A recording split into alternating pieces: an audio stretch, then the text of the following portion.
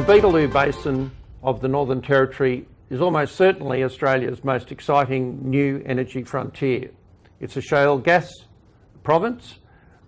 The big players are lining up, Santos, Origin, but also Empire Energy, a smaller company, and the Managing Director of Empire Energy, Alex Underwood, is with me. I'm Julian Malnick, and we're just bringing an update to the market on a very exciting development, which is the first drill hole to be drilled in the Beetaloo for quite some time, and certainly a very big pointer to the future of Empire Energy.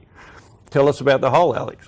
Yeah, sure, Julian. So Empire's just announced that we've signed a contract to drill our first well in EP 187. We're working with Schlumberger on that well, and we'll be out in the field in September. So this is a huge milestone for our company. We've worked very hard to get to this point. We carried out a seismic program late last year that had really good results, showing that the Valkyrie and Kyalla shales are coming into our tenement. And this well will move us well along the path to exploring and appraising the prospects. Okay, so the Beetaloo Basin, everyone's hearing it more in the news now, but it's a basin that spans basically, the centre of it spans between Origin, Santos and Empire, correct? Yep. And it has been producing already. We've seen some early wells with the other operators, and it's certainly looking like a very prolific basin, correct? Yeah, absolutely. So a number of wells have been drilled across the Beetaloo over the years, which have demonstrated that there is a very, very large gas resource in place.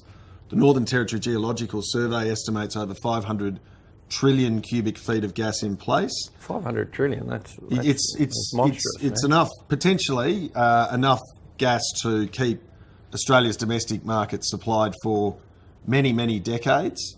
The major players in the basin, Santos and Origin, are moving beyond the exploration phase and into the appraisal phase, which is really about looking to get commercial flow rates from the large discoveries they've already made. So Origin drilled the first fracked horizontal in the basin, Amungi Northwest 1H in 2016.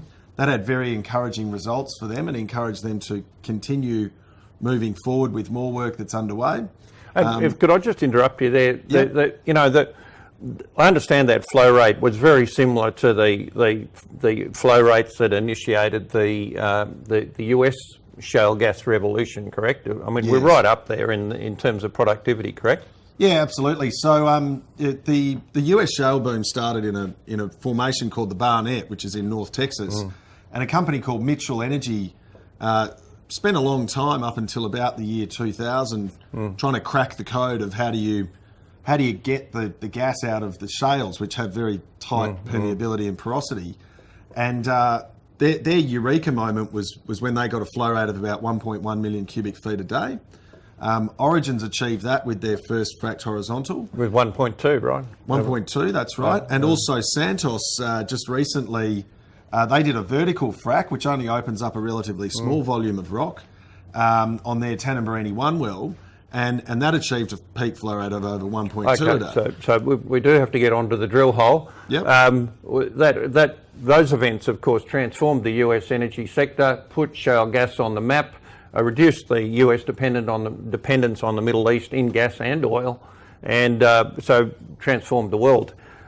This drill hole, it's 2,900 metres deep. What's it going to tell us? Yeah, so we're drilling this well down to a planned target depth of 2,900 metres. So we're going to go right through the Kyalla shale and the Valkyrie shale. Yeah, right. The well's going to do a number of things. We're going to take a full suite of logs.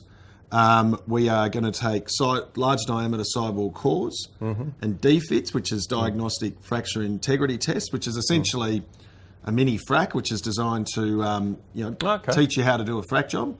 That work will give us a number of key important pieces of information. One, it'll allow us to tie the depth and thickness of the shales to the seismic. It'll give us very important data about the rock properties. It'll give us very good understanding of the hydrocarbon content, so whether it's dry gas or wet gas or liquids. And also, really move us along the path to the next phase, which will be to re-enter this same wellbore and carry out a vertical frac to get a flow to surface.